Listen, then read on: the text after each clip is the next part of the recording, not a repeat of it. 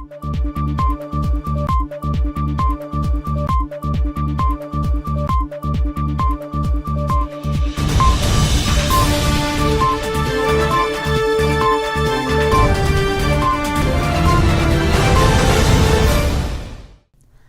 and welcome to this week's news. With today's news, I am Aisha Ali.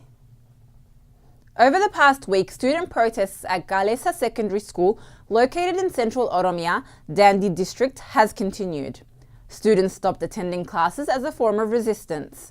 Residents informed OMN that students have vowed not to recommence classes until their legitimate questions are answered by the government. However, residents expressed their disappointment by saying no authorities have responded to the students' demands. In West Arsi, Bishanguracha city, 60 teachers have been denied land that was promised to them by the Ethiopian government.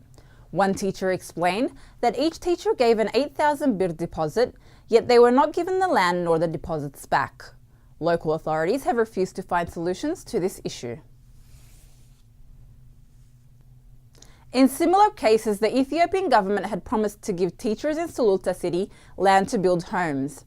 A teacher OMN spoke to explains that after showing teachers the land, the government has now asked each teacher to pay 36,000 birr in order to attain the land. This teacher further explains that the Ethiopian government has lied to them and also knows that teachers cannot afford to pay this amount up front.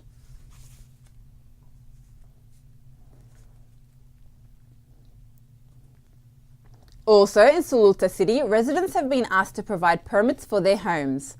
Sululta citizens explain that the Ethiopian government is searching for reasons to evict families from their homes and demolish them. The Daily Mail has reported that hunger has reached extreme emergency levels in Ethiopia and neighbouring Somalia. The need for food aid will exceed the estimated 7.7 million people who are affected, including livestock. According to Africa News, European Parliament released a parliamentary resolution dated Thursday, May 18, 2017, in which some of their demands included the immediate release and dropping of all charges of the opposition party, Oromo Federalist Congress leader Dr. Marara Guddina, who has been imprisoned since December 1, 2016. The European MPs have also called for release of all political prisoners and an independent investigation into deaths during the protests across the Oromia and Amhara regions. The Ethiopian embassy in Brussels, Belgium, responded to the European MPs' demands by stating that the European Parliament should support the Ethiopian Parliament instead of criticising. Residents in southeast Oromia, Arsi Zone, Jajju district are being forced by Ethiopian authorities to participate in manual labour and assist in water diversion. A resident explains that the Ethiopian government has ran its budget dry and is forcing residents and farmers to substitute the workers. Cross-border attacks have continued by the Somali Special Police Force against Oromo residents. Eyewitness accounts from southeast Oromia, Bale Lamole district, Barati area report that Oromo residents had fought back in self-defense and 4 Somali authorities have died and 1 Oromo has died. Neighbouring districts such as Barkalle and Hokoltu have also been affected by these cross-border attacks.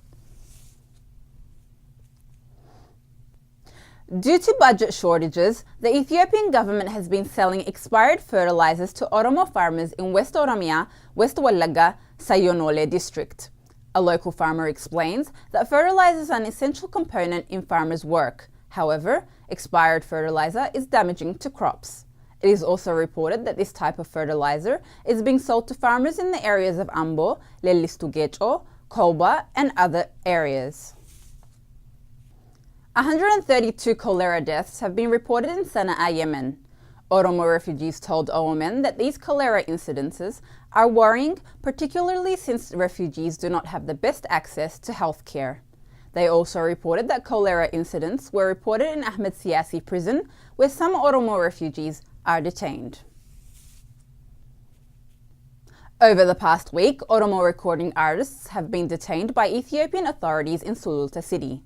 Artists such as Warqu Jifar and others have been detained.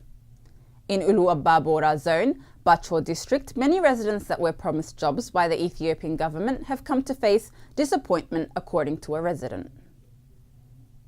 Thank you for watching, take care, and see you next time.